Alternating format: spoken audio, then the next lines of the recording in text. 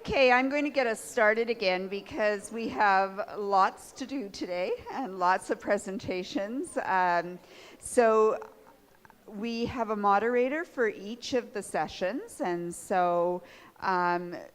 we have a timekeeper. So Carmel is actually going to keep time, and she'll let you know time-wise if you're where you're at, if you have just a few minutes left. And the first moderator for today is Kathy Worthington, so I'll turn it over to Kathy. Hello, group. Well, this is kind of like Christmas for me. Last night I found it difficult to go to sleep because I have been planning this day since early September when 506 started. You may not have known it, but 506 was supposed to help you prep for this day.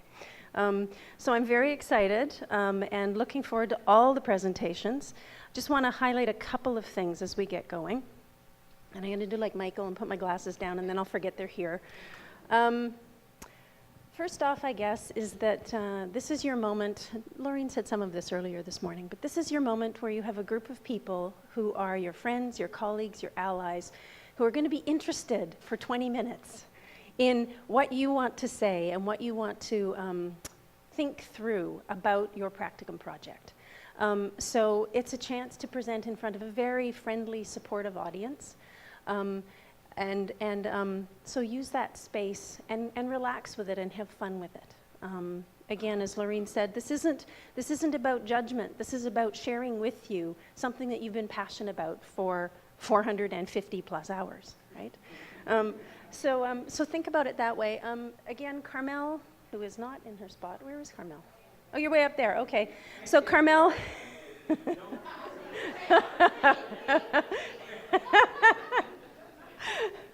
So the way this is going to work is you have approximately 15 minutes for your individual presentation. At the 10-minute mark, Carmel will flash a card, right, that tells you you've got 5 minutes left. Hopefully you will wrap up in about 3 minutes so that there's a little bit of time, a little bit of extra time for questions. Are you also going to flash a 1-minute card, Carmel? Yep, so there's a 5-minute and a 1-minute. And then wrap, okay? So most of you, I know, have been rehearsing these, which is great. And again, so if you find you have extra time, you can add some of the detail that you needed to take out, because I said, maybe there was too much detail in that 6th slide and you might want to think about trimming it. So again, this is in as much about the process of you engaging with your audience and enjoying the presentation as it is about the content, right? So everybody's nodding yes. And we have an enthusiastic audience member at the back. To get us started, again, our first session this morning is the Policy Development and Analysis Group, or I think you renamed yourselves the Policy Development 2 Analysis Group. And this is a thematic cluster which covers a wide range of areas of practice in public health. And I will ask Susan to come up and get us started. First presentation then is by Susan Barr, and I'll let her introduce herself and her project. Thanks, Susan. Thank you. Hopefully, yep, I can hear myself. I really hate microphones. I'd prefer to project, but oh well. So here, I'm going to be talking to you today about the project that I did, which was clarifying roles and responsibilities for adult protection in the BC health authorities. So there's just a brief outline of what I'm going to cover, and since I have too much to say, I'm going to quickly whip through that. So, elder abuse and adult protection, these are two terms that are used quite frequently in this discussion. Really what we're talking about is the mistreatment of any adult. In British Columbia right now, the government is engaged in looking at reducing elder abuse in the province, and so it's useful for us to have this discussion in that context. The definitions do vary quite a bit as to what abuse is, and a very significant piece to this picture is the social determinants of health that play a very important role in creating conditions where vulnerability arises and where abuse and neglect lives. All sorts of things like poverty, discrimination, oppression, for a variety of different things. So abuse and neglect becomes an issue that the state needs to intervene in when the person experiencing that abuse is not able to seek support and assistance for themselves. And in BC, what we have is the Adult Guardianship Act, which defines what the state response is. Within that legislation, the health authorities are 5 of the 7 agencies that are responsible for responding to any sorts of reports of abuse and neglect, and for providing people with assistance in obtaining help when they need that. I was really fortunate that I was able to link my personal interest in adult protection with a practicum opportunity. Professionally, I work for VHA as a social worker at home and community care, and a lot of my work is centered on abuse and neglect of adults. And as I say, the province has a current interest in elder abuse prevention and reduction, and so it provided a great opportunity for me to have a really good practicum experience. When I started the practicum, we had an opportunity to talk with the Ministry of Health staff and faculty to really define what my project would be. So it was to have a look at how the health authorities have operationalized their legal roles and responsibilities under the Adult Guardianship Act. And then I wanted to look at what the evidence had to say about this issue, and so I did a scoping review to see what other jurisdictions are doing to address abuse and neglect. There were a number of deliverables. That became a favorite word for some of us, was deliverables with the project. Most significantly was a paper that I left with the Ministry of Health. It was way longer than I thought it would be, 70 pages long. I was able to condense that into a 2-page briefing note, and I was really happy that we had an opportunity to learn about writing briefing notes last summer. That was really helpful. So I spoke with quite a few different people to gather the information that I did. My focus was to determine what the policy frameworks were, how they were operationalized in each health authority, and then I compared how these systems worked between health authorities and also with other systems that exist to protect people. I looked at quite a few documents. So many documents. So many documents. I'm glad you liked that slide. I was attached to that when I considered axing it, but I didn't. So the findings, what I found that worldwide, there are quite a few issues with regards to abuse and neglect. Again, the different interpretations of how different professionals in the field of adult protection view situations. Doctors, nurses, social workers have sort of different views on whether a situation actually is abusive or neglectful or not. Worldwide, there is a lack of professional competency standards for people doing this work, and a lack of opportunities for training and education for people doing this work. Societal ageism is a huge piece. I just want to see if that picture of that lady with the best before date, yeah, I guess you can see that well enough. We don't really value older people a lot in our societies because they don't seem to be useful anymore. And so with that view, it's no wonder that worldwide, older people are not receiving the attention that they really deserve. Prevalence data is seldom collected anywhere in the world, and response systems are generally underdeveloped. So let's hope that my sort of quasi-GIS thing works here. Prevalence, they do estimate that it must be somewhere between 4%. Oh, good, looks like it's working. 4% and 10%. However, this is believed to be underreported, so it could be quite a few more people. So in BC, what this means is that currently somewhere between 29,000 and 73,000 adults will experience an event of abuse or neglect in their lifetime. And as Melanie mentioned earlier, we have changing demographics. Our population of people older than 64 is going to double almost in the next 20 years. And so you can see that there will be far more people requiring assistance from the state.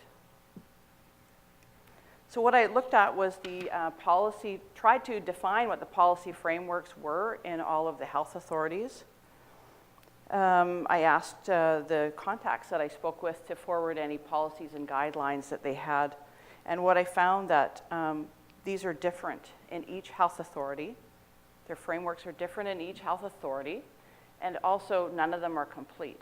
And in fact, there was one health authority that didn't even have a policy with respect to how they would roll out their responsibilities to protect people who were being abused or neglected. I found that adult protection roles and responsibilities are not generally reflected in job descriptions or in job postings throughout the province. And data about this is not really collected, nor could it really be easily extracted from existing information that they have. So there are some frameworks in existence. How are they operationalized? So a significant issue is that when someone wishes to make a report about abuse and neglect, they need to know who to call so that they can get that person some help. And what I found was it was generally hard for people to know exactly where to call, what number would be to call in the health authorities when they wanted to report a concern. I found that the written policy documents that there were in place were generally voluntary by program areas. So, for example, home and community care in a health authority may do a pretty good job of providing a response to abuse and neglect, but maybe the mental health, it hasn't been emphasized in that program area, and maybe there was little response. So it varied. I found that there was no evidence that any of the health authorities monitored programs for compliance of this important role, and I couldn't really discern clearly identifiable response structures within each health authority. So I guess a question is, how can this happen? You know, health authorities have a legal mandate to provide this service to the public, and they don't seem to be doing a full job about this. Well, an issue is that the health authorities were created in 2001, and then in 2002, the government said that the health authorities should be one of the main bodies to respond to reports of abuse and neglect. And over the past 10 years, there's been many changes in the health needs of the public, and also the provincial health system has really been involved with establishing the health authorities and reorganizing of services. So this hasn't been emphasized in the past. However, it is beginning to be now. The provincial government has placed quite an emphasis on this, and so there is movement. So last summer we talked about when the stars align and maybe there's some room for things to change. I think that seems to be now, so that's great.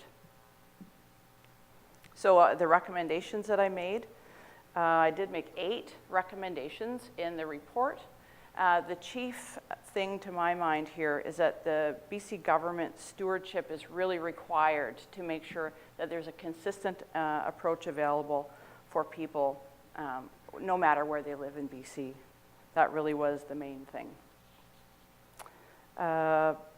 Training is really particularly important so that people working in the health authorities, and there's 82,000 people that work in the health authorities at this point, so when they come across a situation of abuse or neglect, they're able to identify that and know who to make a referral to with regards to that, so that person can get the help they need. So this is really particularly important for people themselves because they want to have a good quality of life. People who are abused and neglected often experience a loss of assets, inability to care for themselves, isolation, depression. And systemically, it's a good thing to provide a good response because people that are abused and neglected will have much higher uses of things like the emergency department, hospital admissions, earlier admission to long-term care facilities, greater use of the court system, and so forth. So I think there's an opportunity, if there's a good response to situations of abuse and neglect, to provide our publicly funded system with an opportunity for some cost avoidance. So I did provide some models for the government to, hopefully they're going to be using that to discuss some options with the health authorities, and we'll see how that rolls out in the future. Implications for public health practice. So I think that we have an opportunity to do something about elder abuse, whether we're policymakers or frontline workers, regardless of where we work. I think that all of us can ensure that there's a clearer understanding among policymakers and the public in general that elder abuse does exist in our society. We can bring in awareness about ageism and the effect that that has on the provision of services for people. In other words, seniors who live in poverty, they're more likely to experience abuse and neglect. And so we can raise awareness about issues such as this wherever it is that we work and whatever programs we're involved with. We can advocate for good processes around data collection, program evaluation particularly. And I'm getting a blue card. I thought I would get a red card, but this isn't soccer, I guess. So, and we can link with other initiatives such as age-friendly communities and show the value of programs like that in reducing elder abuse. So I'd just like to acknowledge a few people that were directly involved with this project. Of course, there are many others. I'd really like to acknowledge Brenda Hyam, who's here from the Ministry of Health today. She was really of a big help to me in editing my paper and providing some insights. I think all of the faculty and staff in the School of Public Health have given us a great learning opportunity here for the past year and a half, and really also had a big contribution to what I feel I was able to achieve. And I think all of us, we deserve some recognition too. The students, the weekly discussions that we had, I think really helped me to understand things from a different perspective. Everybody brought something, and it was really quite fantastic. So thank you to everybody. I'm glad this is done. Thank you for your support. Na na na na na na. So we have a minute or two for questions. We do have time for questions, and I also want to thank Susan for going first. Yes. I'm really glad. So now I get to be Oprah. If you have a question, put up your hand. See, Oprah, not Phil. Oprah. Oprah. I should have said Jerry Springer. No. First of all, thank you. That was great. Good job. And knowing that you have a role as a social worker, how did you find working within the government structure? What I do is I look for any opportunity I can to draw an awareness to the problems that exist. So for me, I work with individuals, provide them with help negotiating complex healthcare systems to access services, but also I frequently give my opinions to people maybe who might be able to do something about that. Everybody should do that, I think. Victoria.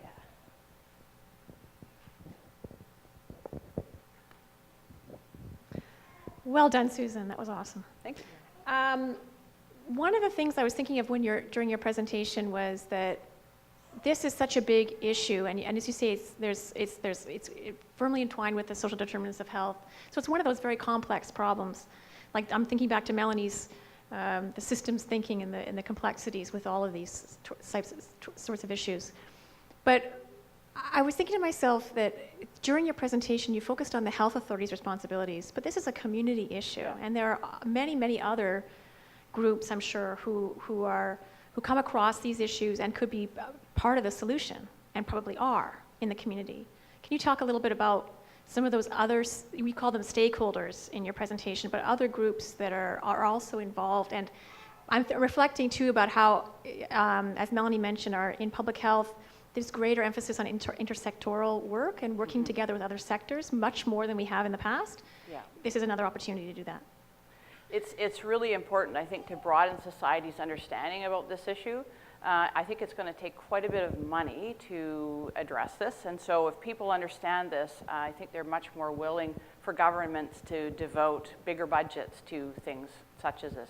Historically, this hasn't received a lot of resources, so There's a couple things going on right now. One is that there's these things called community response networks that operate in some communities in BC, which are a bunch of different agencies get together to talk about how can they raise awareness in their community about elder abuse and what can they collectively do to address that.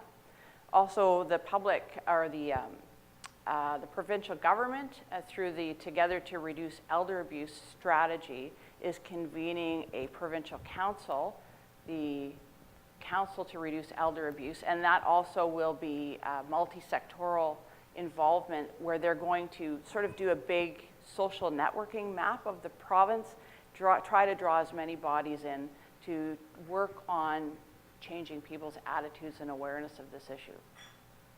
So there's many things going on. It'll take a while though. So Susan, I just wanted to add a comment and a thank you for your presentation and for your fine work. In, I think it was 2005, I did a project with the Victoria Lesbians Senior Care Society to see to what extent community-based agencies were aware that they had lesbians as clients and what they might be doing to help create safety for them. And in the process of doing this, one of the organizations that I sampled was the Seniors Crisis Line out in Souk. And the woman who was in charge of that assured me that there was no need to speak with me because there were no lesbians in Souk. So,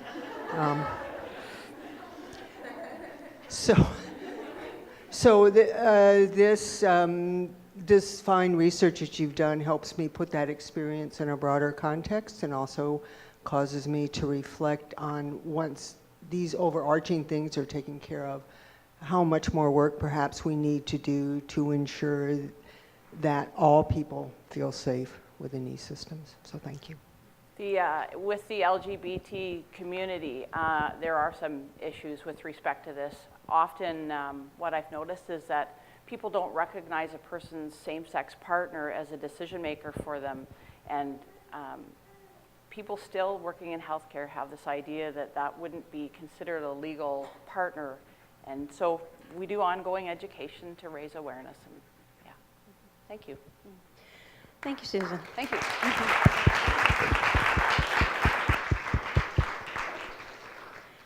Next up is Doran, and I see him making his way. I'll just to note while Doran is getting set up, if we do have time at the end of the group of presentations, we'll open it up for general questions. I know there were a couple more for Susan, so we'll make everybody come to the front, and you can quiz them. Next is Emily. Here she comes. Great presentation.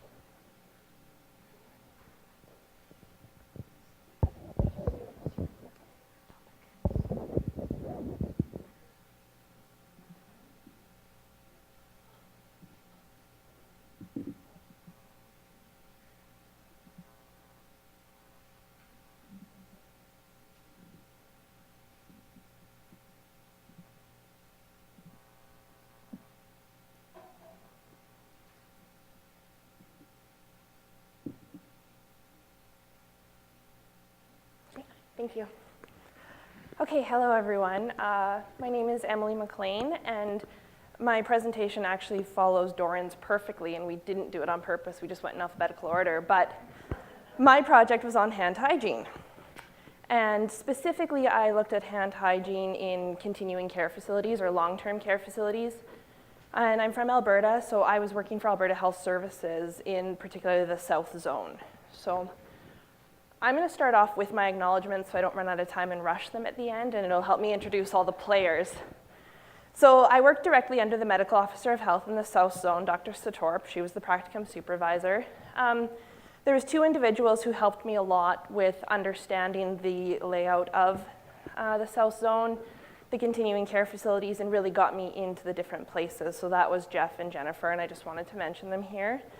And then from the University of Victoria, Kathy and Trevor for helping me with the reading and the editing, and Victoria for all of her help with the practicum and setting it up. And what you'll realize through my presentation is we had some struggles with where my project was, what the scope of my project was, how much I could tell you here, what I could do. So basically, I did the research that I'm going to explain today, but I can't show you the results.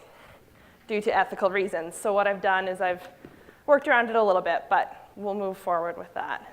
So hand hygiene is becoming a really big focus for Alberta Health Services. We want to get our rates up. We want to understand how to get our rates up. And it's been ongoing for about 3 years in acute care facilities. But the long-term care facilities kind of get left aside because they're, for the most part, private contracted facilities.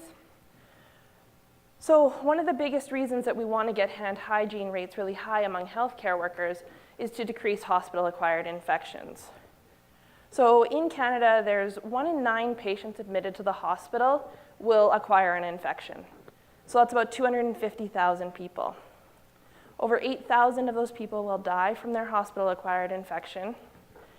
And although that is something we want to reduce, the other thing we have to consider is that that still leaves 242,000 people that may or may not recover from their infection, but they're going to be released from the hospital and they're going to be released into the community, which can include their home with or without home care, but also these continuing care facilities, supportive living facilities, assisted living facilities, many facilities with all different names.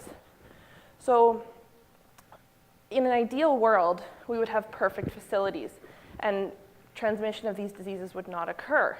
But in reality, we don't have perfect facilities. In Southern Alberta, we have lots of double rooms, 4-person rooms, nurses between every patient. So I found this to show that hospital design is not always perfect. And it's true. I get phone calls, what should I do with this patient? And there's a term, isolation without walls. That's what it means, draw the curtain.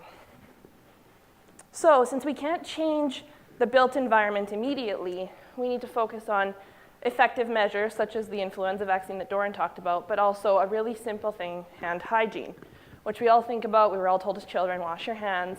So in a healthcare setting, it's the most cost-effective and effective method to reduce transmission of diseases. And when I refer to hand hygiene, I mean either washing your hands with soap and water, which physically removes the bugs, or using alcohol-based hand rub, which will kill any bugs on your hands. And there's lots of research that shows that actually a 20% increase in hand hygiene compliance can reduce the rate of healthcare-associated infections by 40%. So if we can increase hand hygiene, we can really work on reducing the rate of healthcare-associated infections.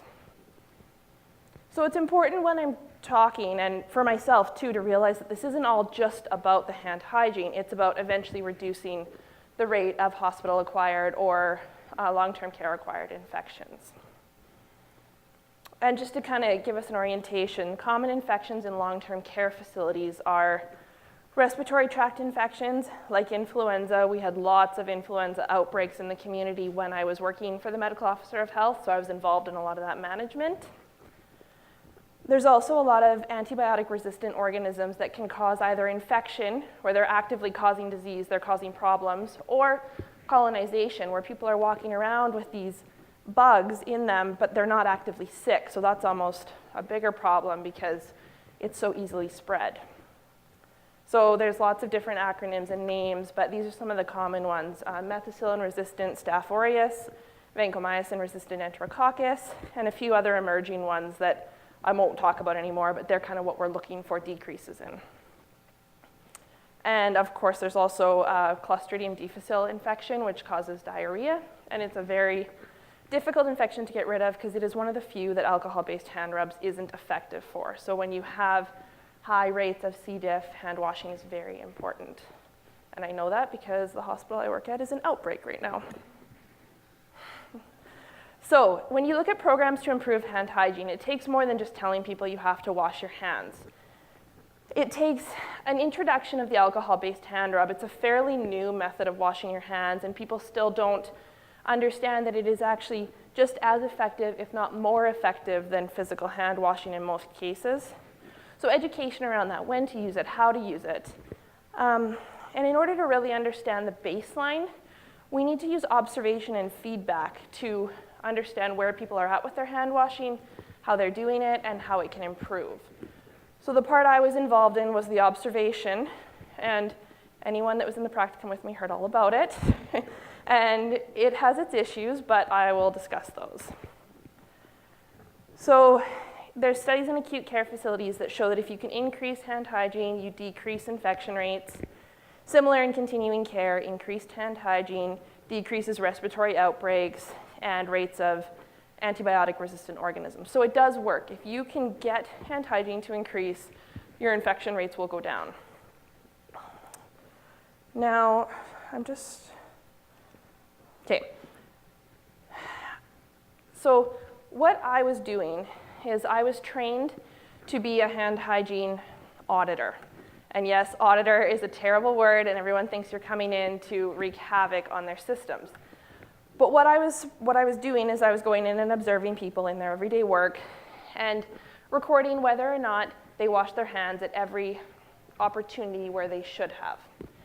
And the way that we define opportunity for hand hygiene is by using the 4 moments. And this is adopted from the WHO, and Ontario really pioneered this concept. So here you have your healthcare worker interacting with, this is a resident in a long-term care facility. So when you first enter a room, so before initial resident contact, you should wash your hands. And the reason you should do it is to protect the resident from whatever you may have on your hands. Then you're interacting with them, you've maybe helped them get dressed or something, and it's time to brush their teeth. So you're going to be in contact with their mucous membrane. So that's what we call an aseptic procedure. So you need to wash your hands again to ensure that anything that you've picked up while being in their environment isn't being transferred into a really sensitive area. So that's moment 2. And again, to protect the resident. Now, moment 3 would be after exposure risk. So again, you finished brushing their teeth. You may have had contact with their mucous membranes, so you need to wash your hands to get rid of any of that. Or if you were doing any kind of pericare, or you were exposed to blood or urine, that would be a time to wash your hands again. And that's to protect you and the rest of the residents of the facility. And finally, when you leave their environment for the last time, you wash your hands again. It's a lot, and I know I am not a healthcare worker, and I can understand that it can be overwhelming, but I've seen it be done really well, and you can combine moments. You can put 2 together and start to work with it. So anyways, that's what I was looking for, was those 4 moments, and that's what I was recording. So the program in the South Zone has been really active in acute care facilities. They have return to work staff who are people on modified duties, mostly nurses, and they're out in the acute care setting every day on different units observing hand hygiene. And they're using direct observation, which is known from research to be the gold standard. And they've all been trained the same. They trained me, so it's all standardized data collection. We know what we're looking for. And there's a software called iScrub. It's an app for the iPad, and it's very simple. So you walk around with your iPad, you open up the app, and first you say what unit you're on. So you say, I'm in critical care. And then you say, okay, I'm watching a nurse, and she had an opportunity at moment 1 before she met a patient, and she used hand rub. You submit your observation. And you do it again. I'm watching an environmental services person. They left a room, they didn't wash their hands. You submit that. So it's all very simple, easy to use, and then the data can be exported into Excel. And the nice thing about this is that the data is exported into Excel, so you can immediately give feedback to these units. So you send them a quick little graph that says today your overall compliance was 60%, your nurses were at 80%, your doctors were at 75%, and so on. So this is happening in the acute care facilities, but like I said, the long-term care facilities are getting missed because they are a more private facility. So the goal for my project was to go out there, show them what could be done, show them how to use the software, and try to empower them to do it themselves. It's a long way off, but at least they get an idea of what can be done and how it can be monitored. Now, there are limitations to direct observation. There's inter-observer variability. There's opportunity variability, and so that's just something that comes with the methods used. So since I couldn't show my data, I pulled some training videos off the internet and quickly compiled the data from them to show you. They're from Ontario Just Clean Your Hands videos, and they're presented just as example data. So this is what the graph would look like if I'd come to your unit, observed you, this is what I'd send you back. So the hand hygiene compliance rate by healthcare worker, on the y-axis there, that's percent compliance. So that's how often you had an opportunity to wash your hands, and you did. And in this case, there was nurses, physicians, environmental services, and rehabilitation workers that I observed in these videos. So the nurses had the highest compliance, and the other three were fairly leveled, about 65% average. And then I can also split it up into moments. So I can say, moment 1, before you had contact with a resident, your compliance was 84%, which is good. And after, at moment 4, after you touched or after you left their environment, 74%. Where the rates get a little bit in these example videos is before a septic procedure. They're missed quite often because people think, oh, I'm already in the room, I'm already interacting with the patient, I'm not going to wash my hands again. So this way you can really direct the education. So maybe these people don't need so much help with moment 1 and 4, they need help at moment 2. So in order to ensure improvement, what you can do is you can increase access to hand hygiene stations. So make sure that there's alcohol-based hand rub next to point of care, so you're not working with the patient here and having to walk out in the hallway to wash your hands. You can also ensure the products are optimal so that they can maintain hand integrity. And education again. The 4 moments, optimize the moments so you reduce frequency, ensure gloves aren't overused, and ensure gloves aren't used to replace hand hygiene. And then ensure that the policy and procedures are in place so that the employers actually support the employees in this initiative. And begin a change in culture. So make hand hygiene a part of the culture so that if your coworkers see you not doing it, you're almost embarrassed that you haven't done it.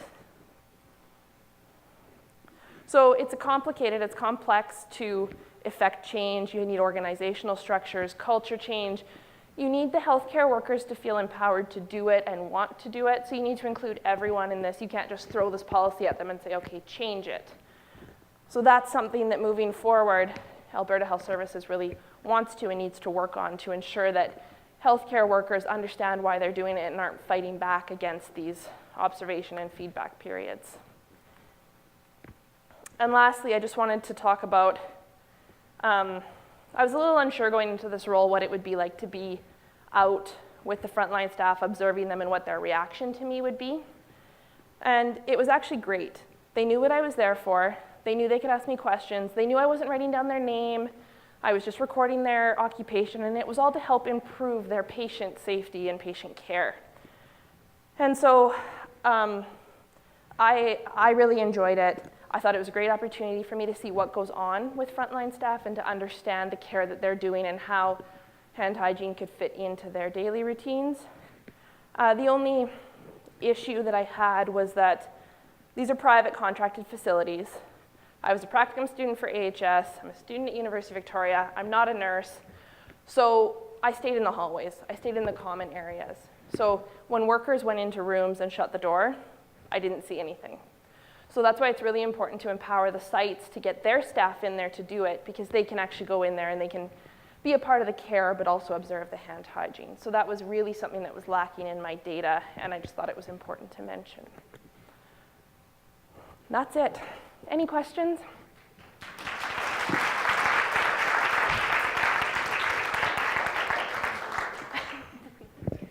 Questions for Emily?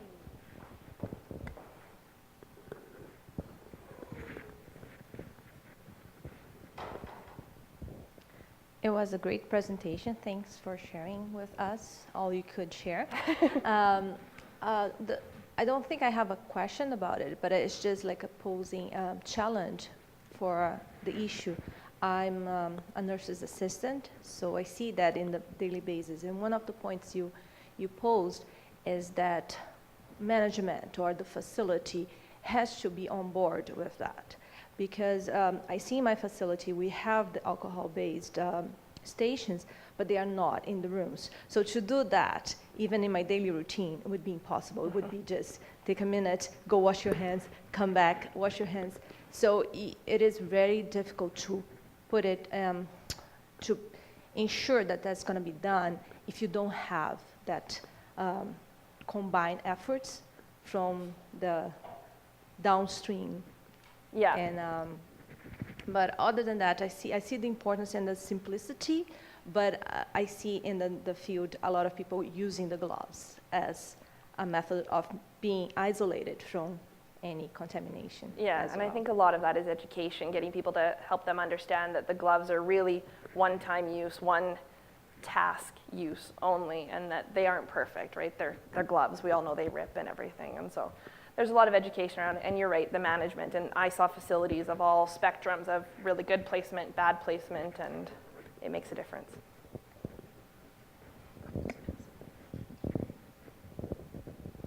Great presentation. I was just curious if you came up with, of course, when you are trying to make this type of change, especially nurses, we love to fight back.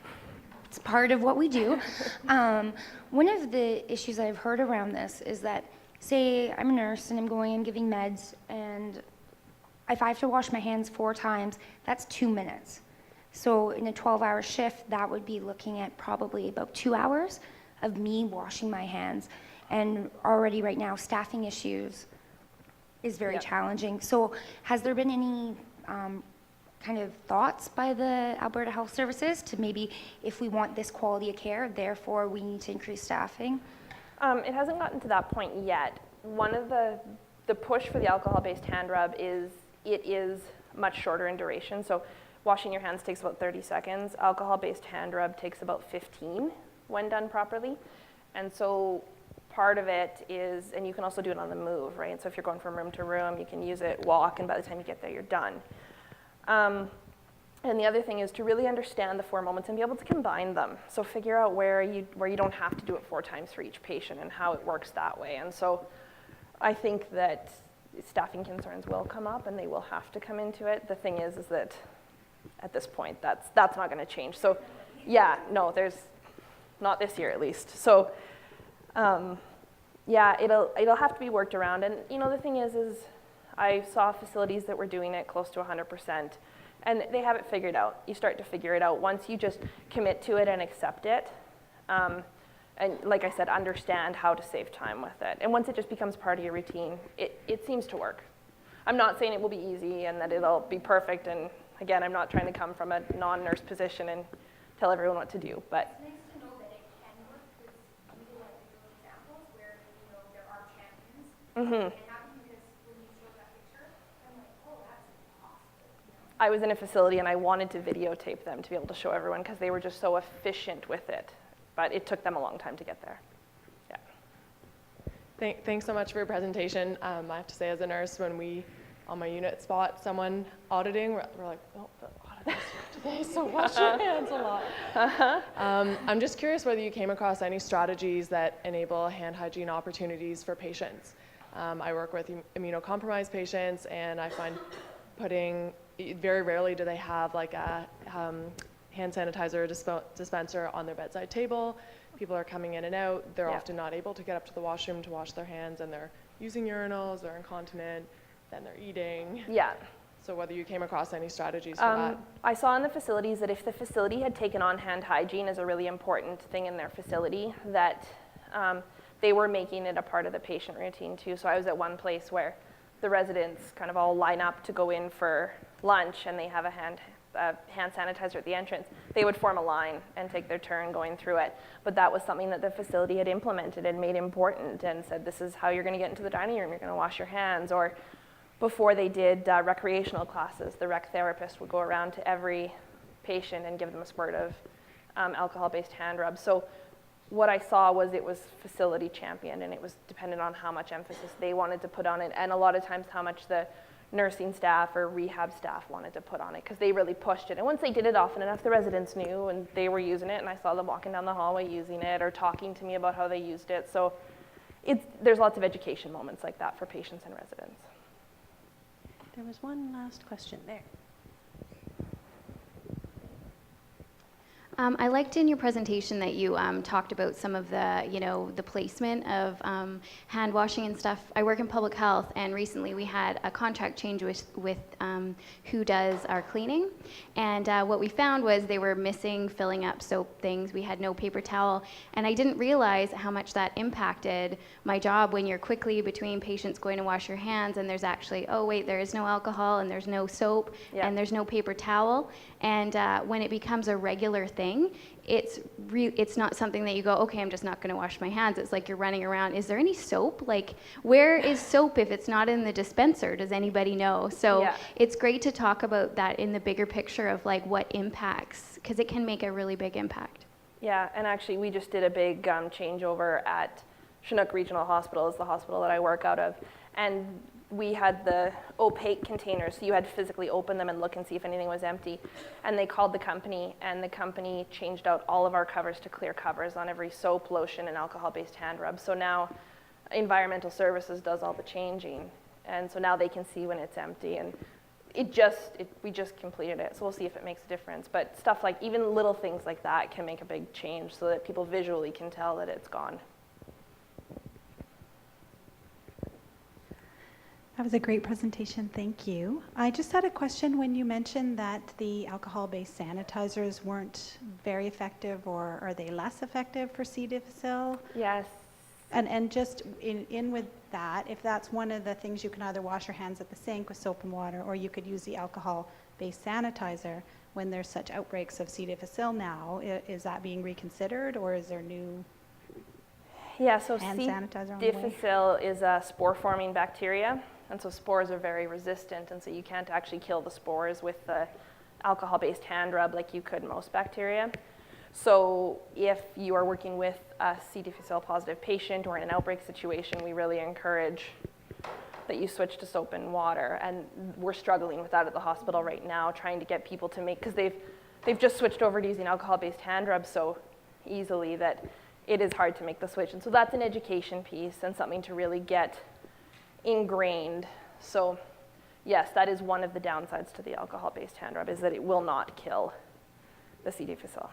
So you do have to wash your hands at that point. Thanks, interesting. Okay, I think. Oh, okay. One last quick question. Hi, Emily. So you talked about using coworkers to kind of remind healthcare workers to wash their hands. So what do you think about the idea of educating residents to kind of advocate for healthcare workers to wash their hands before care? I think that is something that comes up, and I think it is important. My grandma has been in and out of the hospital for a long time now, and I told her, I said, don't let anyone touch you unless they've washed their hands. So she's probably making everyone crazy, asking them if they've washed their hands, saying, my granddaughter told me, but I was like, you're going to be in here for so long. I don't want to see you getting any of this stuff. So, yeah, and I think as it becomes more part of the culture that, and it is fair to say, someone walks into your room quickly and just, could you please wash your hands? And that'll start to get there. So I think that patient or resident education will really help foster the culture of hand hygiene in facilities. Yeah. So, thank you very much. Kathy's next. So Melanie called this session, from bugs to the big picture. So now we're going to go from bugs back to the big picture. Kathy, come on up.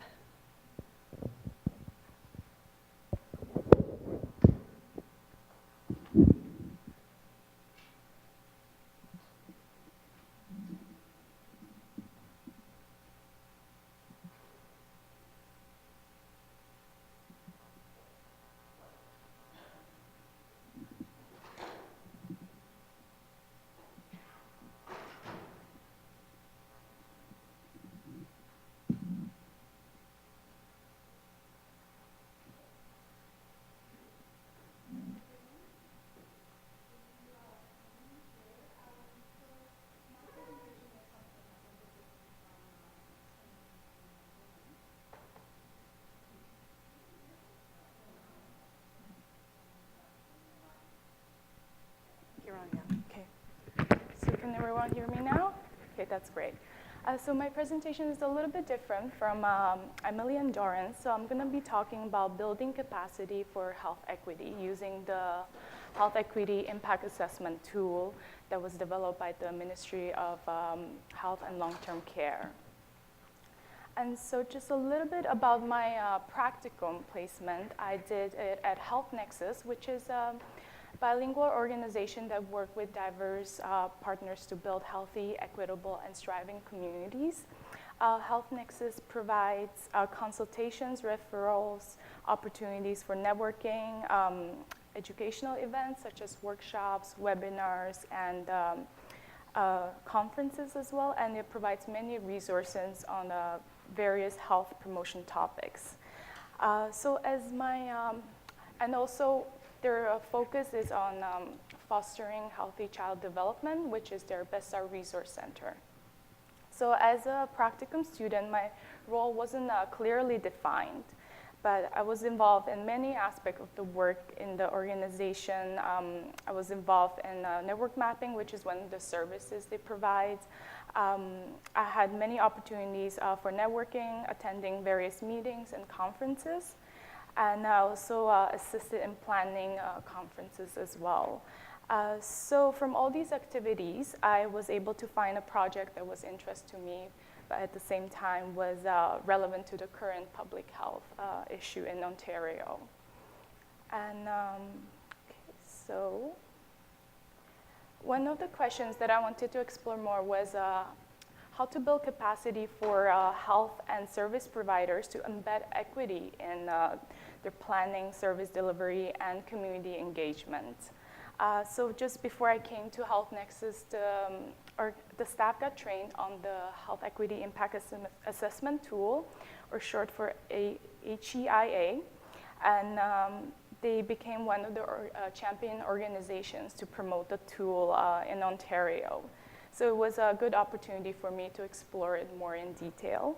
And so as one of the projects for Health Nexus I did was the HEIA fact sheet, which is a short resource that is clear and straight to the point and kind of serves as an introduction to the tool and for service providers.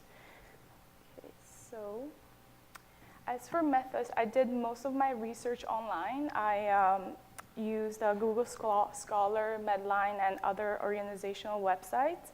I also attended various meetings with stakeholders, the Ministry, Center for Addiction, Mental Health, and the Wellesley Institute, who are also champion organizations for the tool, and also attended many meetings with the Health Nexus staff. Okay, so, all right, so what is health equity or inequity? Does anyone want to give me try giving a definition?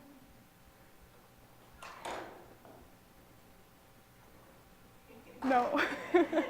I'm looking. Yeah. Oh,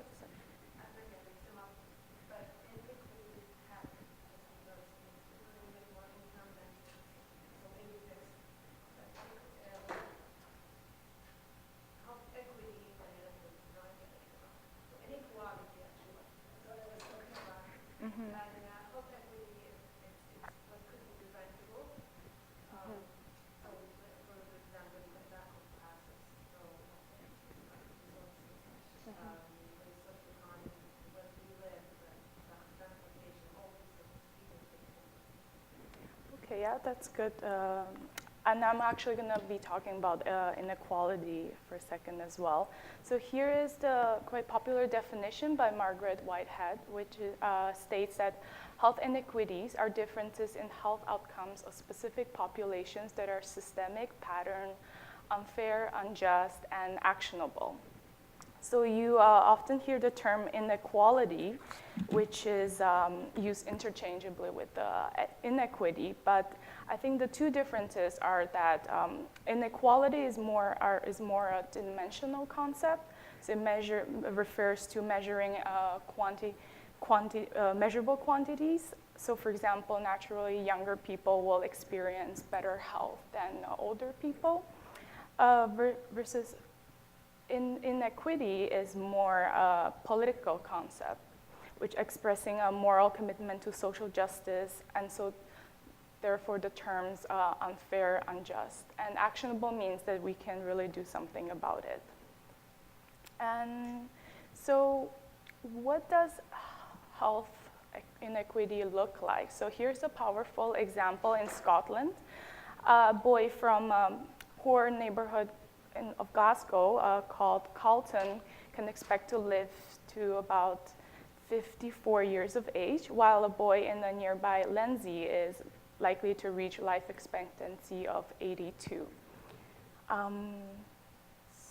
And here are some Ontario examples. So in Hamilton, the life expectancy in lower income neighborhood is much less than in higher income neighborhoods. And same with the obesity rates. So in lower income neighborhoods, 37% of them report being overweight or obese, versus in higher income neighborhood, only 18% of them report the same condition. So that's quite a big difference. So why does health equity matter? So, well, it's costly. So marginalized populations, they use twice as much healthcare services. And there are also ethical and legal reasons here as well. And so we can't really talk about health inequity or health equity without talking about the social determinants of health. And that is really the first step in reaching the goal of addressing health inequities, and is to consider the determinants of health, especially the social determinants, so such as income, housing, education, social network support, and really understand how they impact the health of the individuals. So this one is a rainbow diagram that was originally developed in 1991, and it's still widely used and adapted. So next I'm going to be talking about the Health Equity Impact Assessment tool that was developed by the Ontario's Ministry of Health and Long-Term Care and the local health integration networks. The tool is it was derived from the health impact assessment, as many of you might know. It's used to determine potential effects of a project, for example, land use, on the health of a certain population. And the main objectives of the tool is to help the organization assess the unintended impact, positive or negative, of services or program on health or marginalized population. And it also serves as a tool to build capacity and raise awareness around health equity, and also, so the ultimate goal is to achieve health equity and eliminate disparities. So who should use the tool? It's intended for internal staff or management, anyone who's working on a program, initiative, or policy.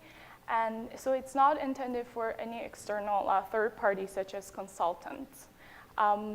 It can be used in the health sector as well as other sectors, such as transportation, housing, education, and so on.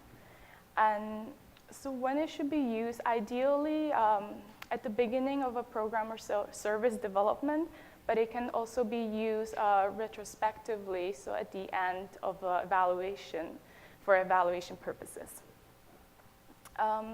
And usually, how long does it take? It can take a few days, just a desktop assessment. So the information is mostly gathered through existing data or research. You can also conduct a rapid assessment, which is more detailed and involves probably more research and outreach. It might take a few weeks. And if there are not a lot of data available, then you need to conduct a more extensive research, such as community consultations, and that may take up to a few months. So here are the two components of the tool. One is the workbook, and the second one is the template. The workbook provides more detailed information on how to use the tool. So I'm going to just quickly list the 5 steps, just for the interest of time. I won't go into much detail. So for the first step is scoping, which is to identify which marginalized populations may experience unattended health impacts of a planned program or policy. And so once you have done that, you can move on to the next step, which is identify unattended impacts, both negative and positive, on health of identified populations. And once you have done that, you can move to the third step, which is mitigation. And in this step, you plan how to minimize the negative impacts and maximize the positive ones. The fourth step is monitoring. So you can use the strategy, use methods to see if the strategies were effective or not. And the last step is dissemination, which is a very important step. It can embed this information into your organization's planning or share it with others who might be interested to use it in the future. And so if you like to find out more information about the tool, you can go to these further resources websites. And there is also the one that I was working on. It's coming onto the HC Link website. And so the HC Link is really just, it's a collaborative of 3 partner organizations, and one of them is Health Nexus. So that's how a lot of their work got funded, and so we were able to do a lot of the work through them.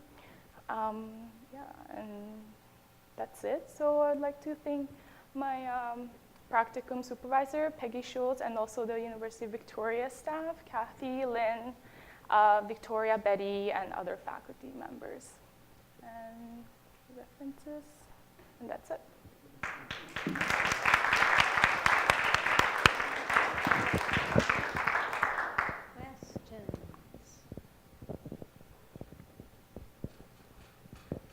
I was just wondering, great job, really interesting. I was wondering if you could maybe just provide an example or something of what this would look like, or an example of a equity assessment that's been done, and some of the things that would come up.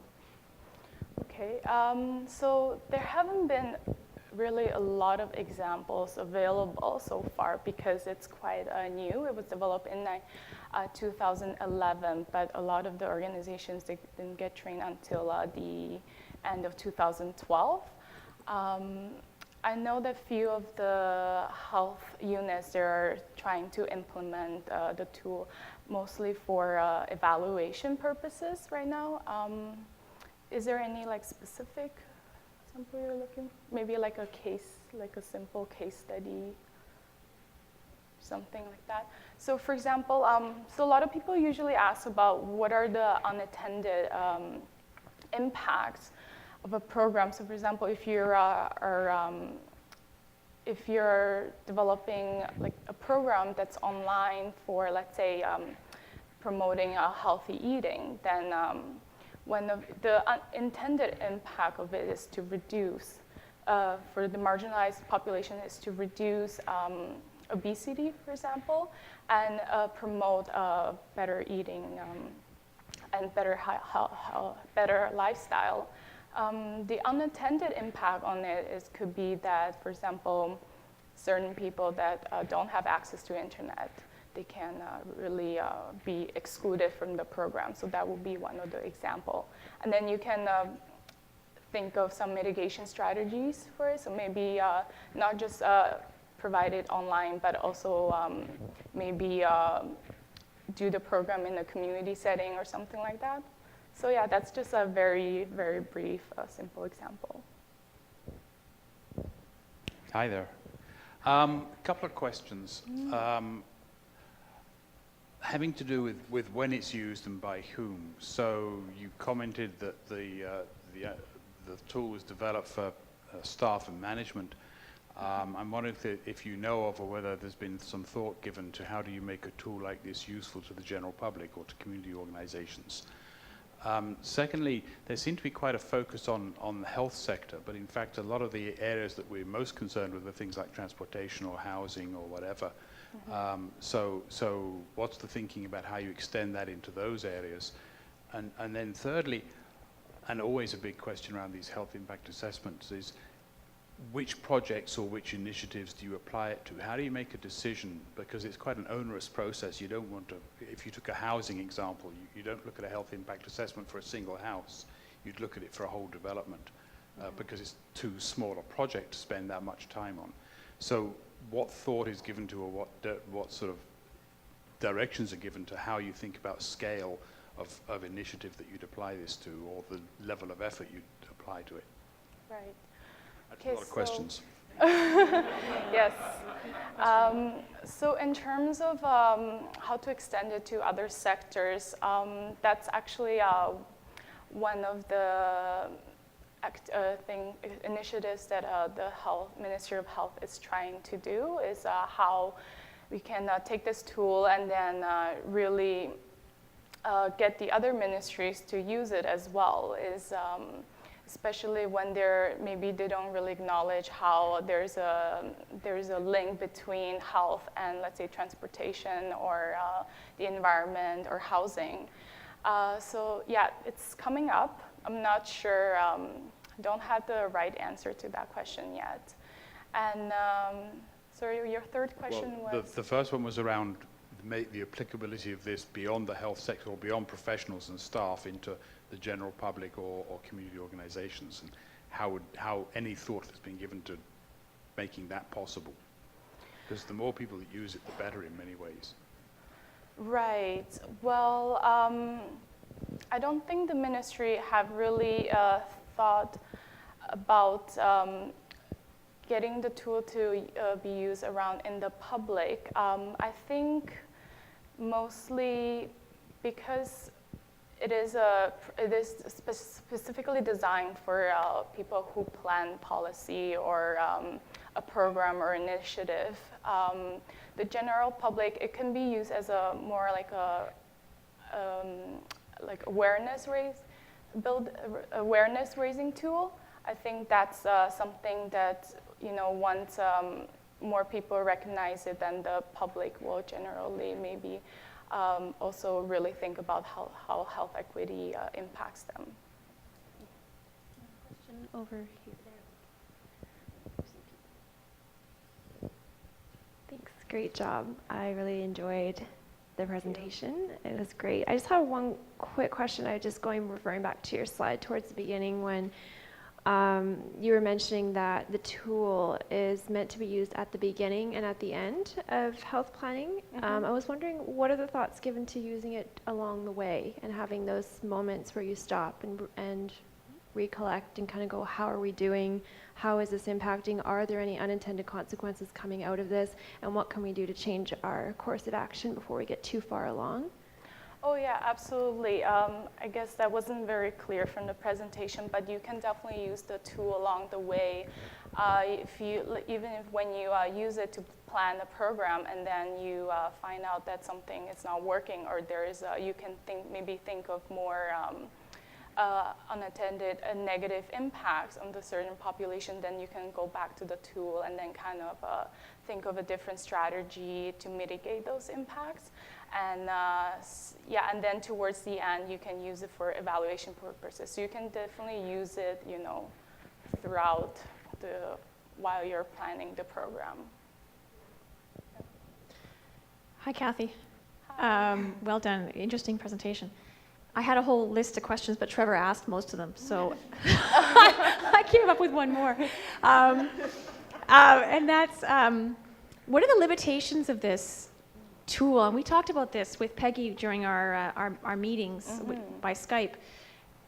What did you learn at Health Nexus about the limitations of this approach? Because health equity is a very complex, very difficult, very challenging, that has to do with so many different factors, and it has to do with very core values as well. And so there's something about the Ontario government saying, here's a tool for health impact assessment. But to me, that's not going to solve the issue. It's one step. But what did you learn when you were at Health Nexus, who are experts in this area about health promotion, about what the limitations of the tool are and what we need to move forward?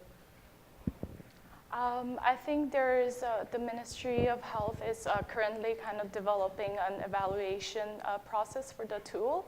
So there's not a lot of information on it, but definitely people who are more familiar with the tool, there's definitely some challenges and limitations. So one of them is kind of people, they thought it was just basically like a checklist that you just check, but it won't really help with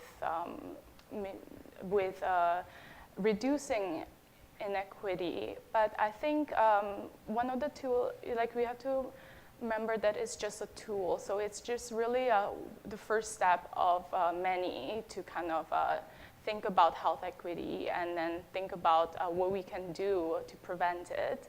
And really, when you're designing a program, just really think about, what are the challenges. So, for example, some of the mitigation strategies, there might be, you can think of them, but there might not be possible to actually implement them because of, due to resources constraints.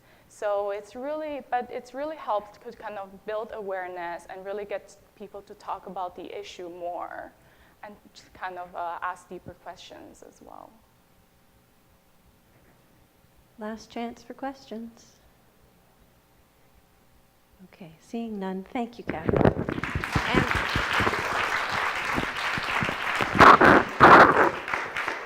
And as we wrap up for the morning, I would like, hold on, don't quite go away yet, Kathy. Stay there. No, you don't have to come back, just stay there. I'd like all the presenters for this morning to stand up, please. Another round of applause for our first group. Yay.